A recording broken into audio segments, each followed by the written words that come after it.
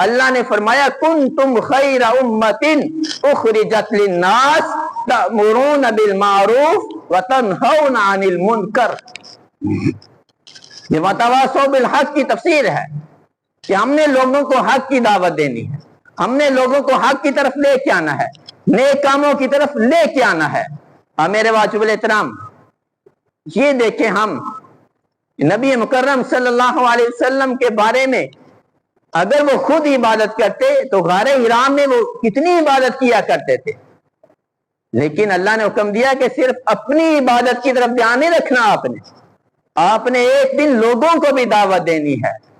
صفا کی پہاڑی پہ جب نبی صلی اللہ علیہ وسلم نے دعوت دی تو یہی چیز تھی کنتم خیر امۃ اخرجت للناس، کہ ہم نے لوگوں کو نیکی کی دعوت دینی ہے، برائیوں سے روکنا ہے، نیکی کی طرف لے کے آنا ہے، برے کاموں سے دور کرنا ہے۔ جو صفا کی پہاڑی پہ دعوت دی، نبی تو خود تو اتنی عبادت کرتے تھے پہلے کہ غار حرا میں ساری رات بیٹھ کے قرآن پاک کی تلاوت، اللہ کے ہاں نفلوں کی عادت، یہ سارے کام کیا کرتے تھے۔ لیکن اللہ نے ایک دن حکم دیا کہ صرف آپ نے اپنی عبادت کا خیال نہیں کرنا، آپ نے لوگوں کو بھی دعوت دینی ہے، یہ اعلان کرنا ہے کہ لا الہ الا اللہ۔ اگر آپ نے کامیاب ہونا ہے تو آپ نے اس کلمے کی طرف آنا ہے، باقی سارے بتوں کو چھوڑ دینا ہے، صرف ایک اللہ کو آپ نے ماننا ہے، پھر آپ کامیاب ہو۔ اور اس کے اوپر ایک بات کہ اب لوگ کہتے ہیں کہ میں نیکی کا کام کر رہا ہوں، میں بس ٹھیک ہوں۔ نہیں میرے واجب الاحترام، ہم نے لوگوں کو بھی نیکی کی طرف لے کے آنا ہے۔ جب ایک حدیث ملتی ہے اس پہ، ایک جو بحری جہاز جو سمندر میں سفر کرتا ہے، اس کے کتنے پورشن ہوتے ہیں، اس کے ایک نیچے والا حصہ، ایک اوپر والا حصہ۔ بات کو سمجھنا، حدیث کا مفہوم آپ کے سامنے رکھنے لگا۔ اگر کوئی یہ کہے کہ میں ٹھیک کر رہا ہوں، باقی جو مرضی کرتا رہے تو کرتا رہے، نہیں میرے واجب الاحترام، یہ اصول کے خلاف ہے۔ جو غلط کر رہا ہے اس کے بھی 4 اصول بتائے ہیں کہ آپ اس کو اگر ہاتھوں کی طاقت سے روک سکتے ہو، اس کو بتاؤ کہ آپ یہ غلط کام کر رہے ہو، یہ نہیں کرو۔ اگر ہاتھ کی طاقت سے روکتے ہو تو روکو اس کو۔ اگر اللہ نے آپ کو اتنی طاقت دی ہے کہ میرا چھوٹا بیٹا اگر کوئی شرارت کرے، اس کو تو ہم ہاتھوں سے روکیں، بیٹا یہ کیا کر رہے ہو، ہم کر سکتے ہیں، وہاں ہاتھ استعمال کرے۔ اگر نہیں کوئی بڑا آدمی ہے، غلط کام کر رہا ہے، تو ہم اس کو ہاتھ سے تو نہیں روک سکتے،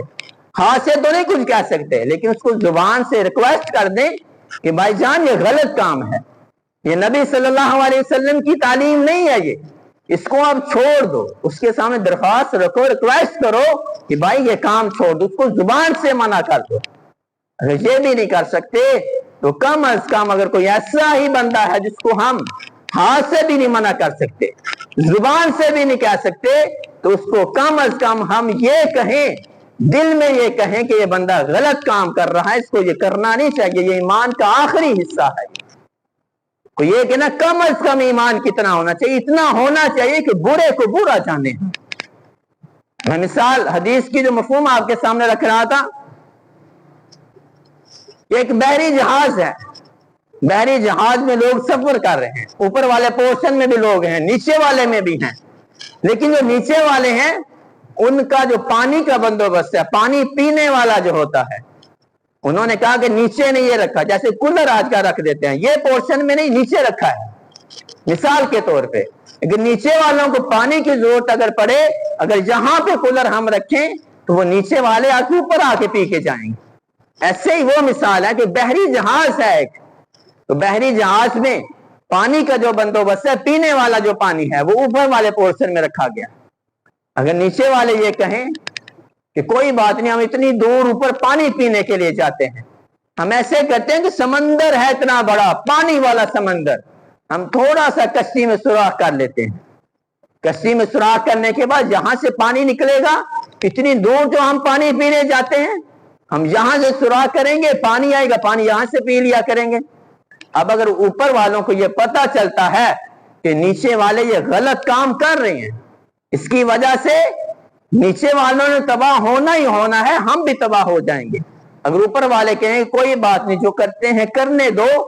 تو मेरे वाजिब एहतराम बताओ कि सिर्फ नीचे वाला पोर्शन तबाह होगा या ऊपर वाला भी होगा? ऊपर वाला भी होगा। ऐसे ही मेरे वाजिब एहतराम अगर कोई आपको बुरा काम करता नजर आ रहा है, उल्टा काम करता नजर आ रहा है, ये ना समझो कोई बात नहीं, करने दो, ये करता है, लेकिन इसका जो वबाल है सिर्फ उस तक नहीं, जो लोग मना नहीं कर रहे, इसका वबाल वहां तक भी जाएगा। हमने इन चीजों का ख्याल